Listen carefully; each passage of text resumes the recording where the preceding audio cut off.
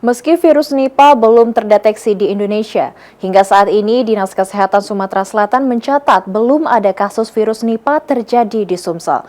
Meski begitu, masyarakat diminta untuk selalu waspada lantaran termasuk dalam Henipavirus atau jenis dari virus RNA berbahaya yang ditularkan dari kelelawar.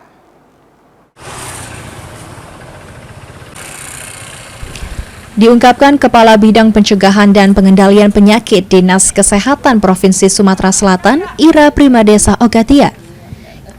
Kasus virus Nipah belum ditemukan kasusnya di Sumatera Selatan. Meski begitu, masyarakat tetap diminta untuk selalu waspada dengan menjaga pola hidup bersih dan sehat.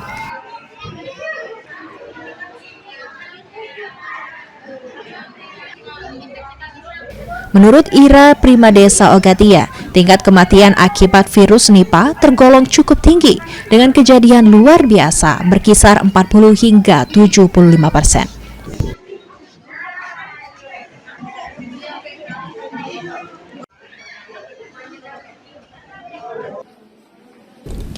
Lantaran berdasarkan hasil penelitian menunjukkan adanya bukti serologis dan deteksi virus Nipah pada reservoir alami kelelawar buah di Indonesia.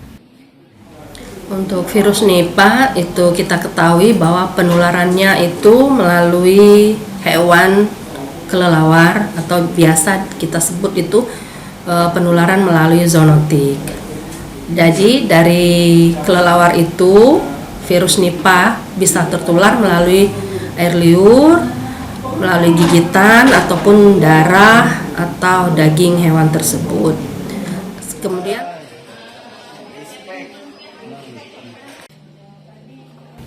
sementara untuk penularan virus Nipah dapat terjadi ketika mengkonsumsi makanan dan minuman yang terkontaminasi virus Nipah maupun kontak langsung dengan kelelawar atau hewan terinfeksi seperti babi dan hewan ternak lainnya. Ilham Wahyudi, PAL TV.